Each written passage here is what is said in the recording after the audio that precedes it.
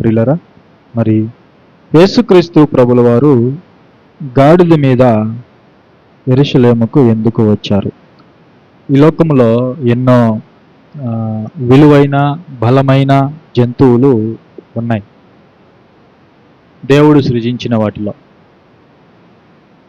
బలమైనటువంటి జంతువులు ఒక ఏనుగుంది, అలాగే ఒక గుర్రం ఉంది, ఇంకా అనేకమైనటువంటి జంతువులు బలమైనవి గొప్పవి ఉన్నాయి. వాటన్నింటిని విడిచిపెట్టి యేసుక్రీస్తు ప్రభుల వారు ఒక సాధారణమైన తక్కువ స్థాయి కలిగినటువంటి జంతువు అయిన గాడిదను ఆయన ఎందుకు ఎంపిక చేసుకున్నాడు? ఖచ్చితంగా యేసుక్రీస్తు ప్రభుల వారు మనకు ఏదో నేర్పించడానికి ఆయన చూస్తున్నట్లుగా మనకు అర్థమవుతుంది. ఈ లోకంలో యేసుక్రీస్తు ప్రభుల వారు పుట్టినది మొదలుకొని ఆయన మరణించేంత వరకు మనం ఆలోచన చేస్తే మనిషికి ఒక మాదిరిగా ఆయన జీవితం మనకు కనిపిస్తుంది. అంటే భూమి మీద మనిషి ఇలా జీవించాలి, ఇలానే జీవించాలి అని చూపించటానికి ప్రభుల వారి యొక్క పుట్టుక, ఆయన జీవితము, ఆయన మరణము మనకు తెలియజేస్తుంది. ఆయన పుట్టుక, ఆయన పుట్టుకలో ఉన్నటువంటి విశిష్టత, ఆయన బోధలు, ఆయన సేవ, ఆయన పరిచర్య, ఆయన యొక్క అద్భుతాలు, అలాగే ఆయన యొక్క శిలువ మరణం, ప్రతిదీ అణువును మనం ఆలోచన చేస్తే మనిషికి ఒక పాఠం. యేసు ప్రభు యొక్క జీవితం మనిషికేంటి? ఒక పాఠం. మనుషులు ఎంత ఉన్నతమైనటువంటి స్థాయిలో ఉన్నా కూడా ఆ మనిషికి ఒక విలువలతో కూడుకున్నటువంటి ఒక మాదిరికరమైనటువంటి జీవితాన్ని చూపించింది యేసుక్రీస్తు ప్రభుల వారు. ప్రతి మనిషి కూడా ఆయన యొక్క మార్గములో నడవగలిగితే ఈ సమాజం ఎంతో గొప్పగా, చూడ్డానికి ఎంతో ఉన్నతంగా మనకు కనిపిస్తుంది. అందుకే దేవుడు తన కుమారుణ్ణి ఈ లోకానికి పంపించాడు.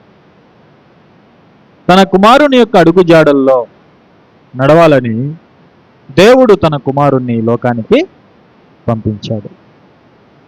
ఓకే, అయితే యేసుక్రీస్తు ప్రభుల వారు గాడిద మీద రావడం ద్వారా ఆయన ఏం మనకి నేర్పిస్తున్నాడు, ఆయన ఏమి ఈ లోకానికి సూచిస్తున్నాడు అనే విషయాలు ఈరోజు మనము నేర్చుకోగలిగితే, ముందుగా యేసుక్రీస్తు ప్రభుల వారు యెరూషలేముకి వెళుతున్నాడు. శిష్యులతో చెప్తున్నాడు యేసుక్రీస్తు ప్రభుల వారు, మనం యెరూషలేము వెళ్తున్నాము, అక్కడ మనుష్య కుమారుణ్ణి చంపుతారు అని చెప్పాడు.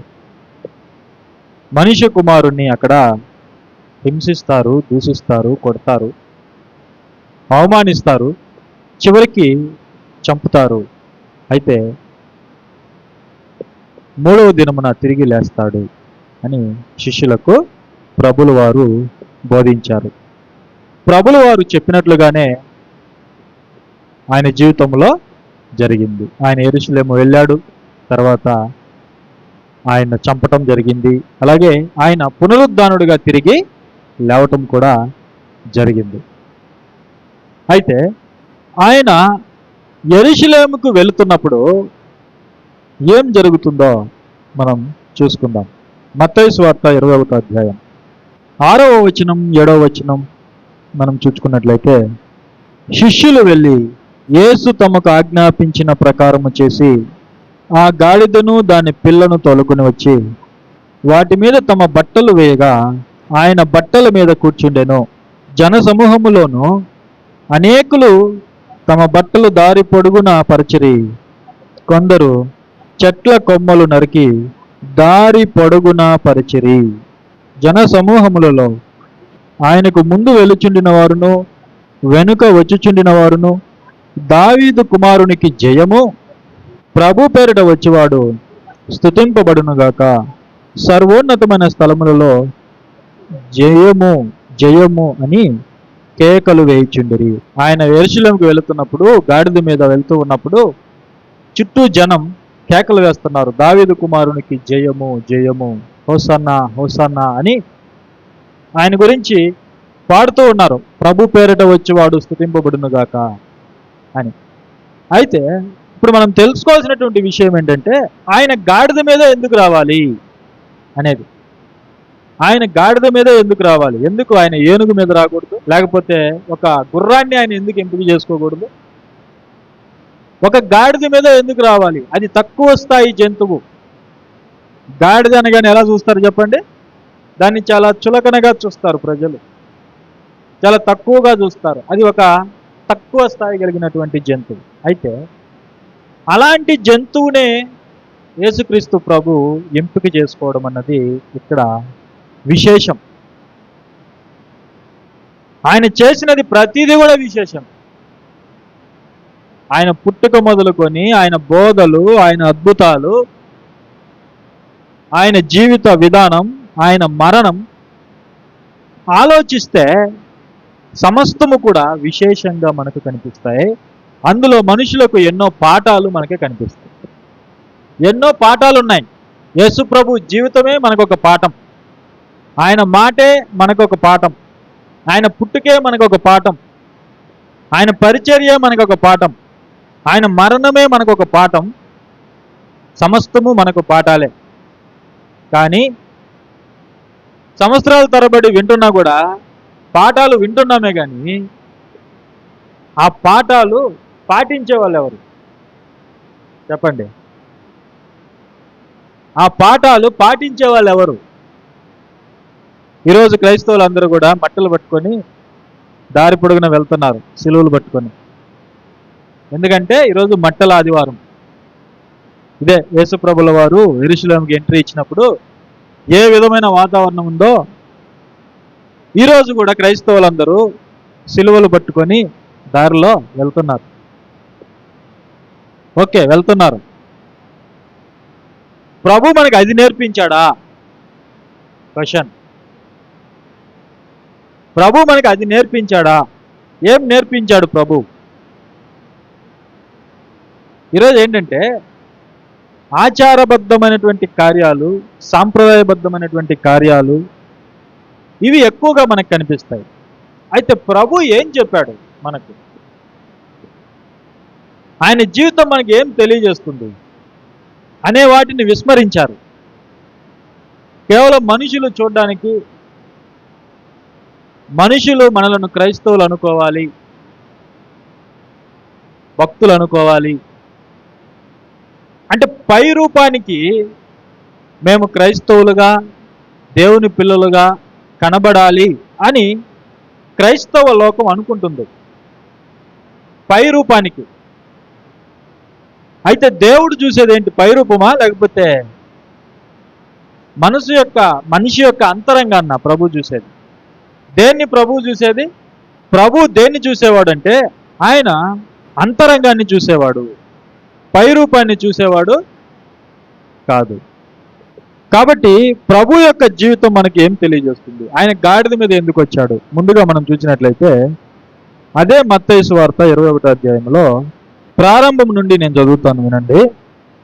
తరువాత యెరూషలేమునకు సమీపించి ఒలీవ చెట్ల కొండ దగ్గర ఉన్న బేత్పగేకు వచ్చినప్పుడు యేసు తన శిష్యులలో ఇద్దరిని చూచి, మీ ఎదుటనున్న గ్రామమునకు వెలుడి, వెళ్ళగానే కట్టబడి ఉన్న ఒక గాడిదయు దానితోనున్న ఒక గాడిద పిల్లయు మీకు కనబడును, వాటిని విప్పి నా యొద్దకు తోలుకుని రండి. ఎవడైనను మీతో ఏమైనను అనే ఎడల అవి ప్రభువునకు కావలసి ఉన్నవని చెప్పవలెను. వెంటనే అతడు వాటిని తోలిపెట్టునని చెప్పి వారిని పంపివేశాను.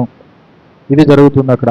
ప్రవక్త వలన, చూడండి 4వ వచనంలో, ప్రవక్త వలన చెప్పబడినది నెరవేరునట్లు ఇది జరిగెను.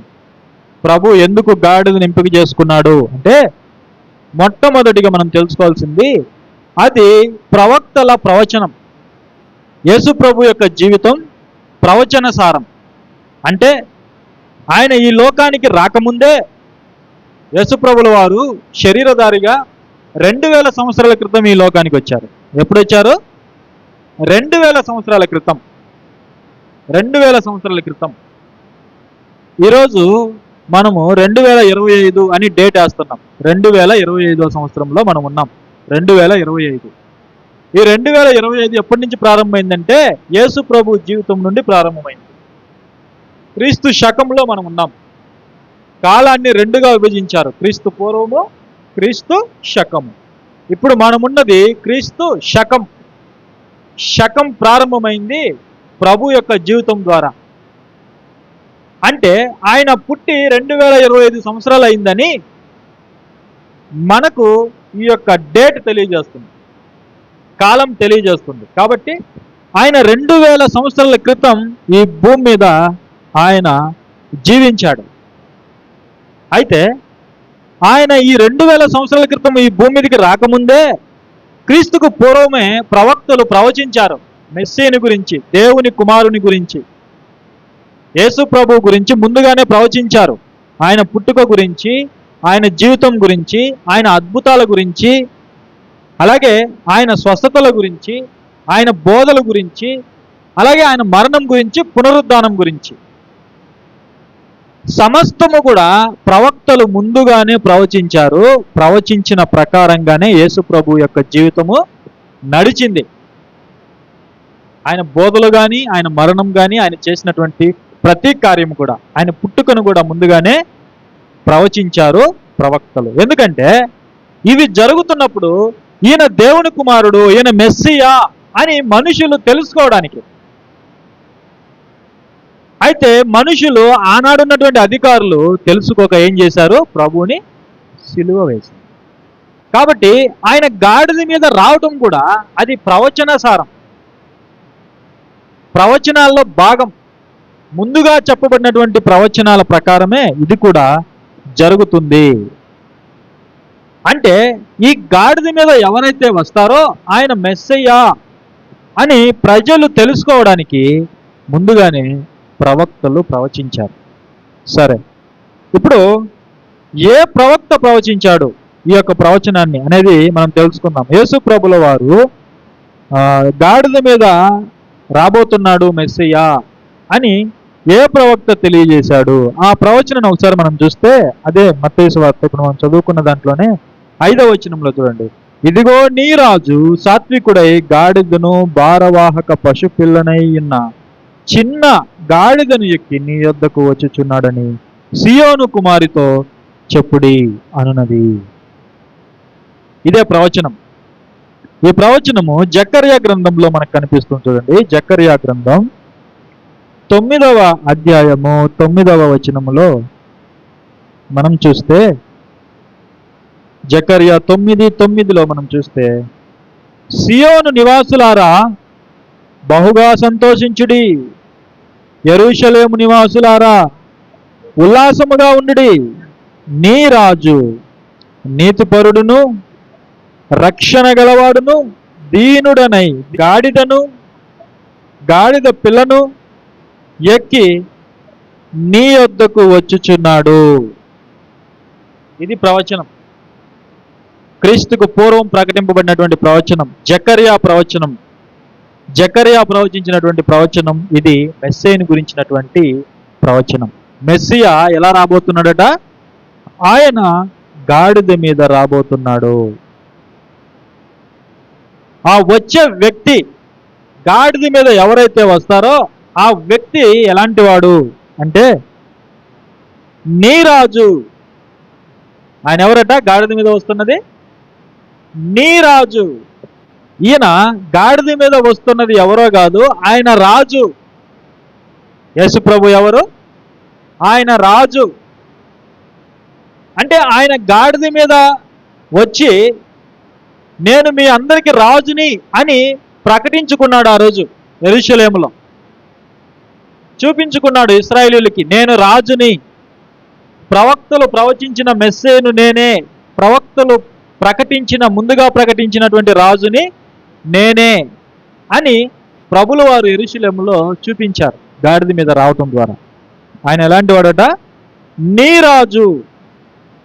అంటే ముందు కారణాన్ని మనం ఆలోచన చేస్తే మొట్టమొదటి కారణము యేసు ప్రభు తాను రాజు అని తెలియపరచుకోవడానికి దేవుడు ఏర్పరిచినటువంటి రాజు, ప్రవక్తలు ముందుగా ప్రవచించినటువంటి రాజు అని తెలియపరచుకోవడానికి గాడిద మీద వచ్చాడు.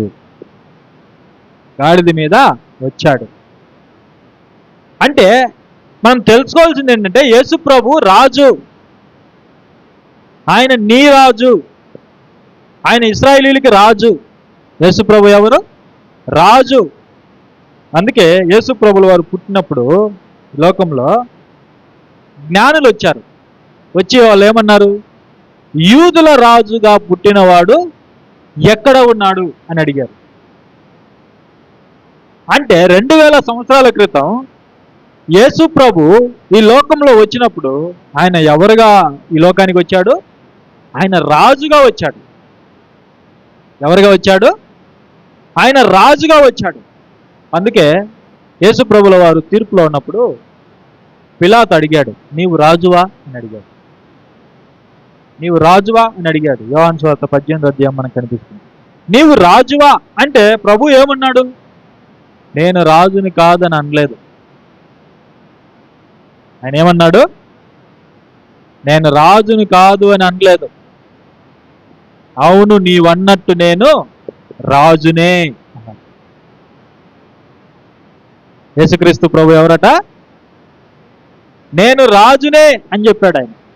నేను రాజుని, నీవన్నట్టు నేను రాజునే అన్నాడు. అంటే యేసు ప్రభుల వారు ఎవరైనా మనకు అర్థమవుతుంది, ఆయన రాజు. అయితే మరొక మాట యేసు ప్రభు అన్నాడు, నీవన్నట్టు నేను రాజునే. అయితే నా రాజ్యము ఈ లోక సంబంధమైనది కాదు. ఏమని చెప్తున్నాడు? నా రాజ్యము ఈ లోక సంబంధమైనది కాదు. అంటే యేసు ప్రభు రాజే, అయితే ఆయన ఈ లోక సంబంధమైనటువంటి రాజు కాదు. ఈ లోక సంబంధంగా మానవ నేత్రాలకు కనిపించే విధంగా ఆయన సింహాసనము, ఆయన వైభవము ఉండదు. ఈ లోక సంబంధమైనటువంటి రాజులు తమకున్నటువంటి ఆ రాజరికపు వ్యవస్థని వాళ్ళు చూపించుకుంటారు. ఒక సింహాసనం, ఒక అంతఃపురం, అవునా కదా? రాజులు చూడండి, ఇప్పుడున్నటువంటి అధికారులు కూడా వారికంటూ సపరేట్గా ఒక ప్యాలెస్ని నిర్మించుకుంటారు. ఎందుకు? తాము అధికారులమని చూపించుకోవడానికి, అవునా కదా?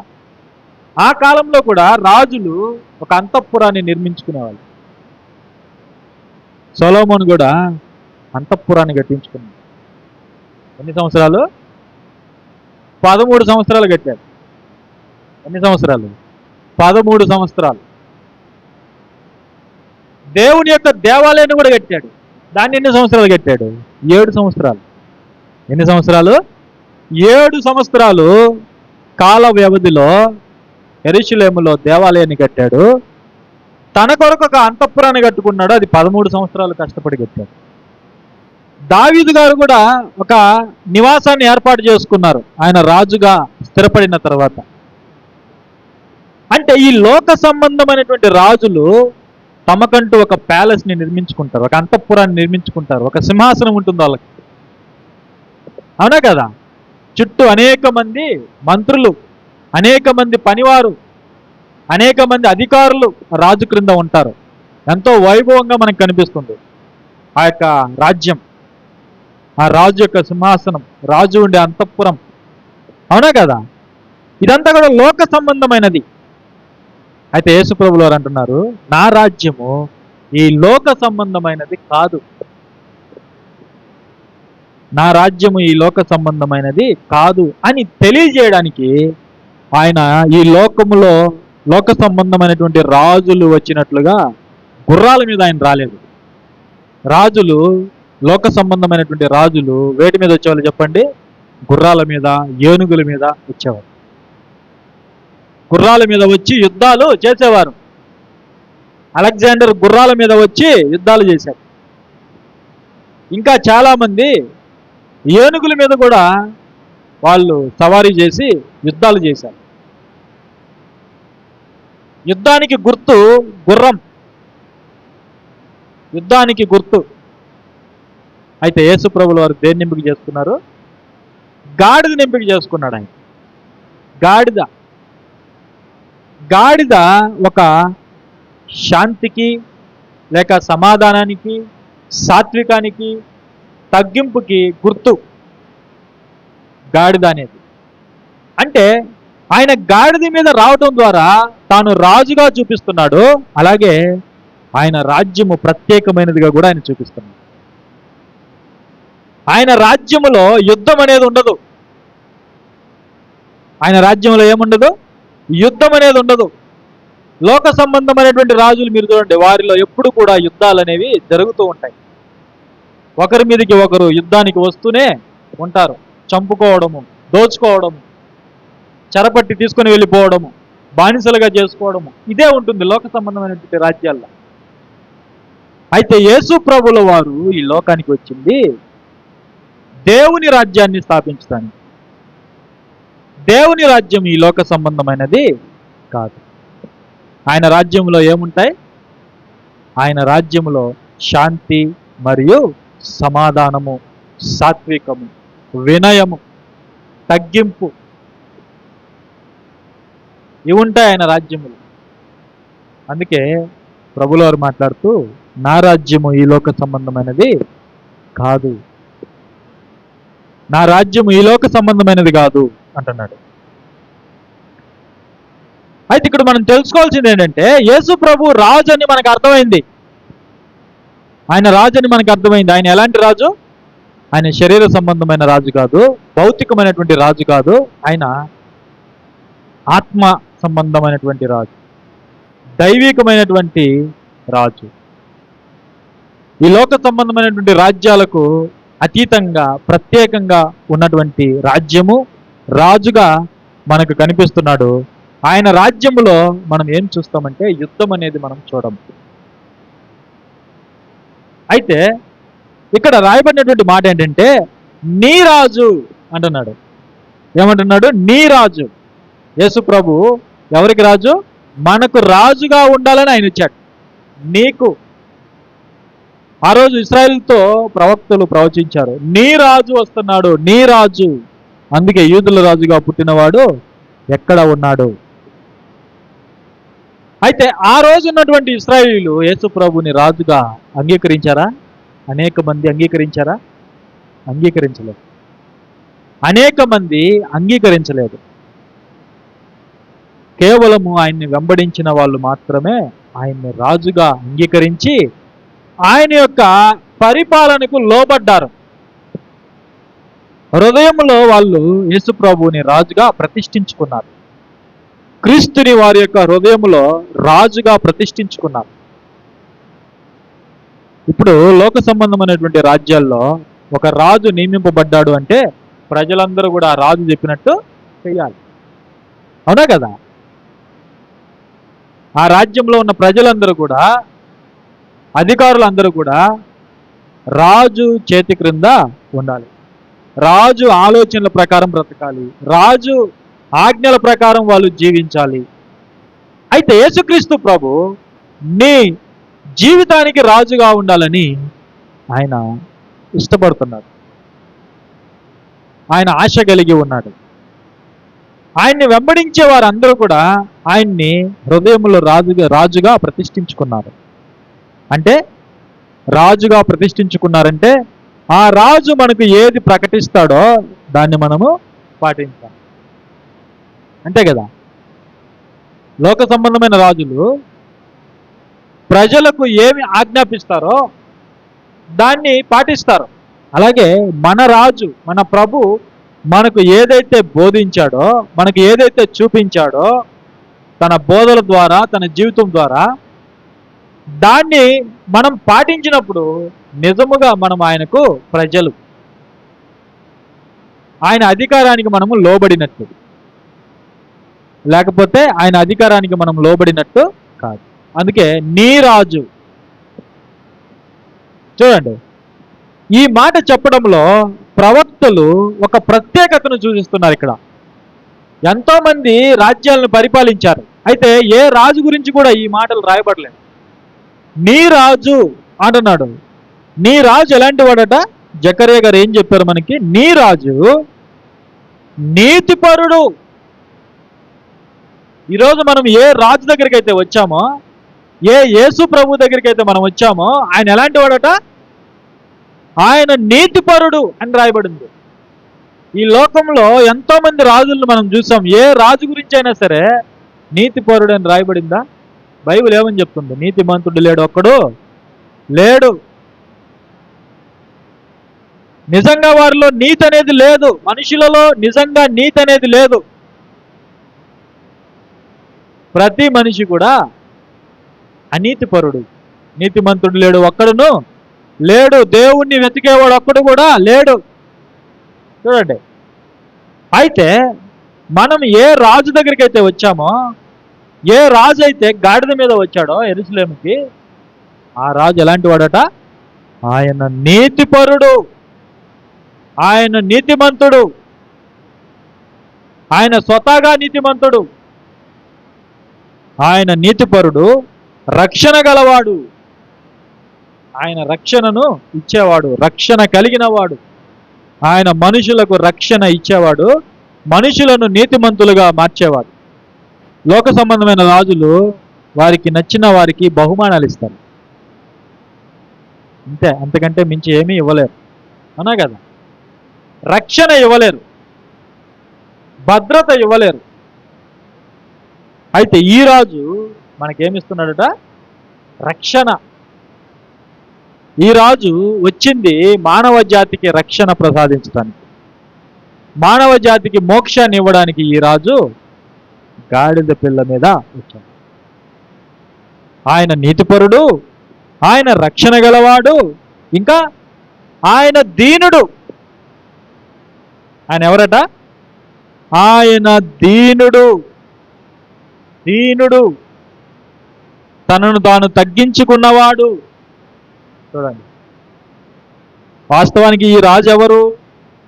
ఈ రాజు ఎవరు చెప్పండి? ఈ రాజు ఆత్మ సంబంధమైన రాజు. ఈ రాజు రాజులకు రాజు, ప్రభువులకు ప్రభువు. ఈ రాజు సృష్టికర్త. ఈ రాజు ఎవరు? కలిగి ఉన్నదేదియు ఈ రాజు లేకుండా కలుగలేదు. కలిగి ఉన్నదేదియు యేసు లేకుండా కలుగలేదు. కలిగి ఉన్న సమస్తమునకు ఆధారభూతుడు ఈ రాజే. సమస్తాన్ని సృజించినవాడు, శ్రీమంతుడు ఈ రాజు. అయితే ఈ రాజు లోకానికి వచ్చేటప్పుడు ఎలా వచ్చాడట? ఆయన దీనుడిగా వచ్చాడు. ఎలా వచ్చాడు? ఆయన దీనుడిగా వచ్చాడంటే ఆయన ఎందుకు వచ్చాడు చెప్పండి? ఆయన ఎందుకు వచ్చాడు? మనకు ఒక పాఠంగా వచ్చాడు. ఎందుకు వచ్చాడు? మనకు ఒక పాఠాన్ని నేర్పించడానికి వచ్చాడు. ఈరోజు కొంచెం ధనం ఉంటే చాలు వాళ్ళ యొక్క ఆర్భాటాలు, వాళ్ళ యొక్క వైభవాన్ని మనం చూడలేము. అవునా కదా? ఈరోజు ఉన్నటువంటి టెక్నాలజీని బట్టి వాళ్ళకు ఉన్నటువంటి ధనాన్ని చూపించుకోవడానికి అత్యంత విలువైనటువంటి కార్లల్లో, అత్యంత విలువైనటువంటి విమానాల్లో, వాహనాల్లో వాళ్ళు వస్తూ ఉంటారు. అవునా కదా?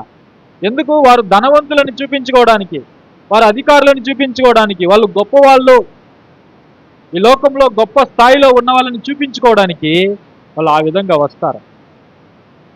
అయితే అందరికంటే గొప్పవాడు ఈ రాజు, సమస్తాన్ని సృజించిన వాడు ఈ రాజు.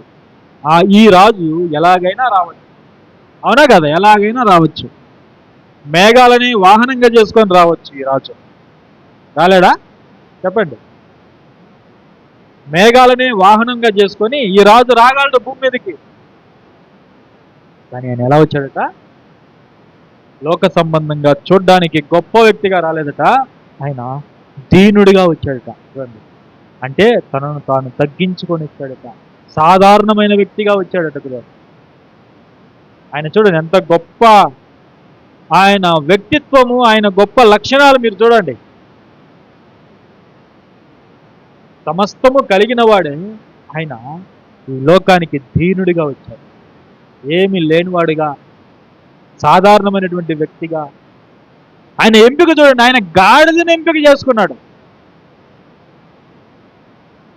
ఆయన యొక్క శాంతికి, సాత్వికానికి, ఆయన యొక్క దీనత్వానికి, వినయానికి సాదృశ్యంగా ఆయన గాడిదని ఎంపిక చేసుకున్నాడు. ఆయన జీవితం చూడండి, ఒక సాధారణమైనటువంటి జీవితం.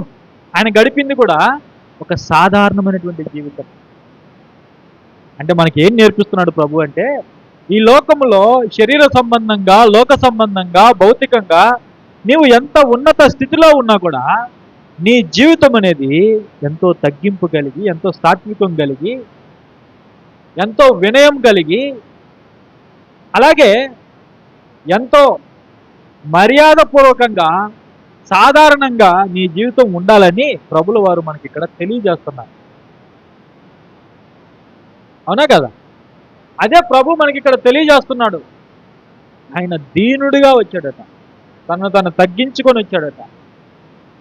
ఇంకా ఆయన ఎందుకు వచ్చాడో తెలుసా? ఆయన తను తగ్గించుకొని వచ్చి మనకొక మార్గాన్ని ఏర్పాటు చేశాడు.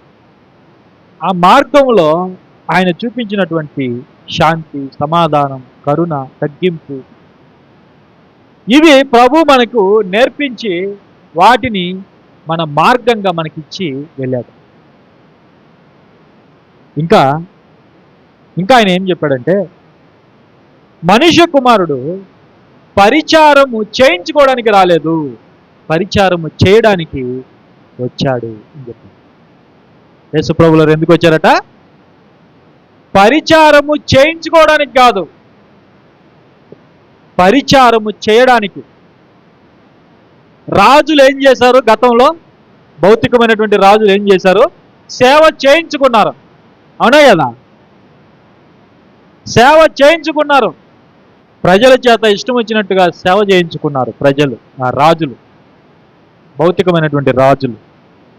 ఇప్పుడు కూడా చూడండి, ఇప్పుడు కూడా ఒక అధికారంలో ఉన్న వారికి ఎంతోమంది సేవకులు, ఎంతోమంది పనివారు, వారి ఇంట్లో పనిచేసేవారు, వాళ్ళ పొలాల్లో పనిచేసేవారు, వారి తోటల్లో పనిచేసేవారు, వారి కంపెనీల్లో పనిచేసేవారు, ఇంట్లో పనిచేసేవారు. అవునా కదా? పనిచేసేవారు అందరూ కూడా పరిచర్య చేయించుకునేవారు. అయితే ఈ రాజు ఎందుకు వచ్చాడట? ఈ రాజు ఏమని చెప్తున్నాడు? ఈ రాజు నీ రాజు. ఈ రాజు ఎవరు? నీ రాజు. నీ రాజు నీకేం చెప్తున్నాడు? పరిచారము చేయించుకోవడానికి రాలేదు, పరిచారము చేయడానికి వచ్చాడు.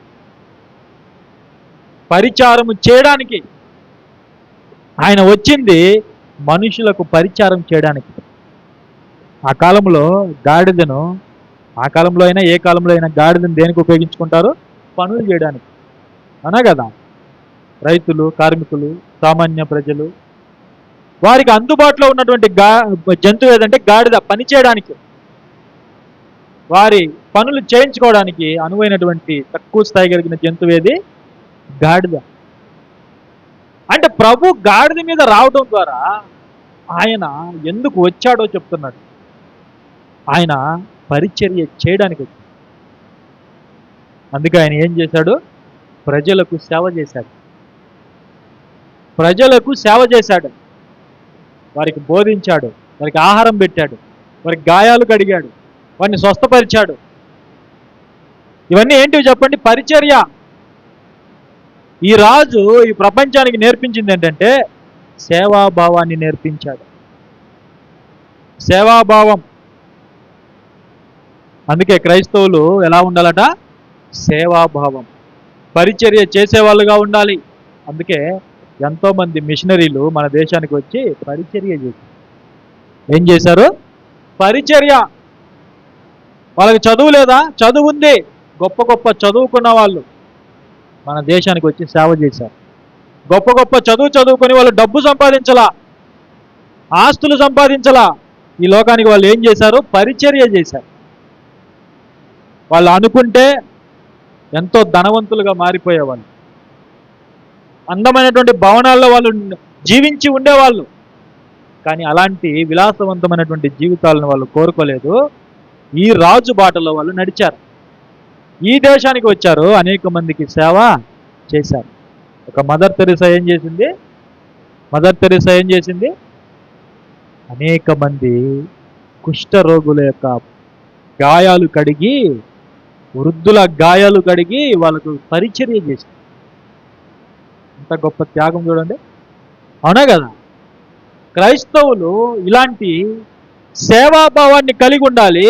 ఇప్పటికీ కూడా ఈ సమాజంలో సేవాభావం అనేది ఉందంటే అది ప్రభు మనకు నేర్పించినటువంటి మార్గం.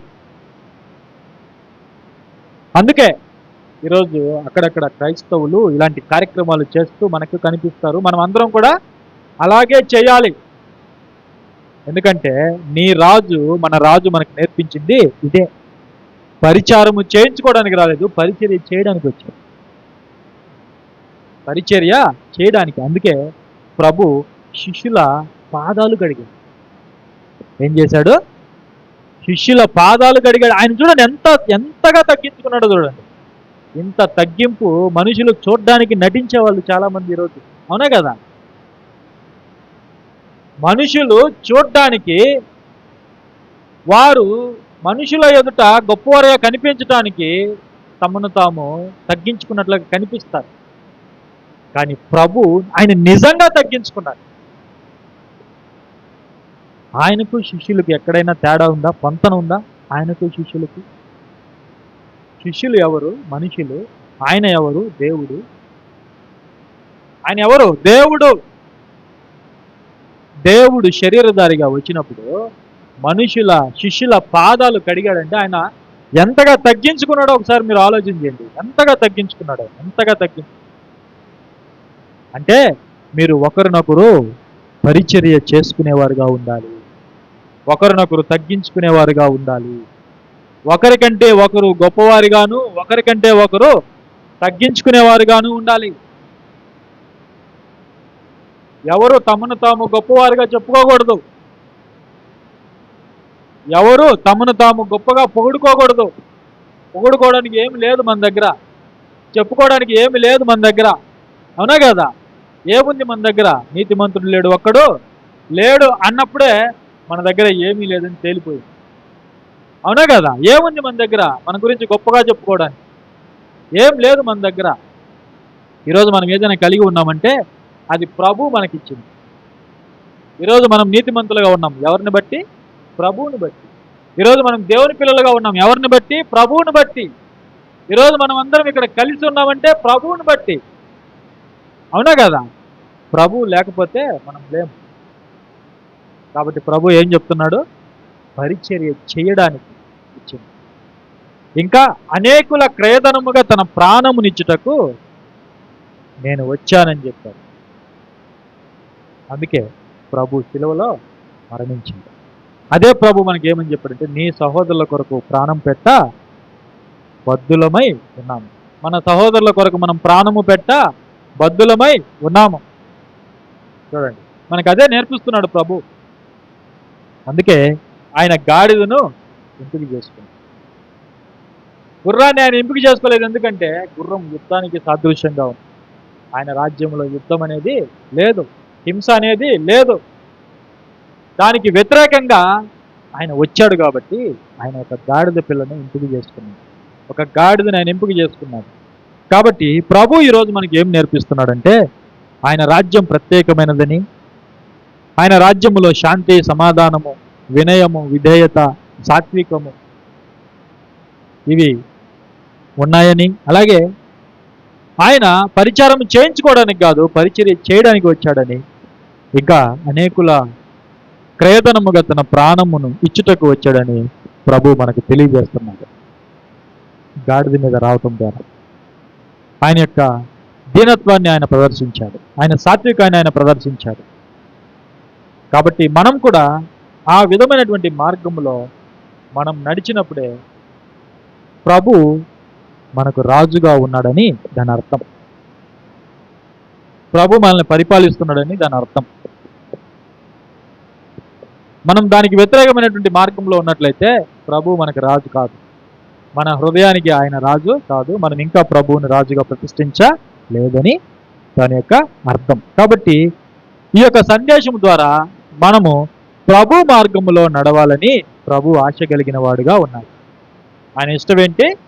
ఆయన ఇష్టం ఏంటంటే మనము తగ్గింపు కలిగి ఉండటము, దీనత్వం కలిగి ఉండటము, కరుణాభావం కలిగి ఉండటము, సేవాభావం కలిగి ఉండటము, అలాగే ఇతరులకు మనము పరిచర్య చేసేవారుగా ఉండటము ప్రభు మనకు చూపిస్తున్నాడు.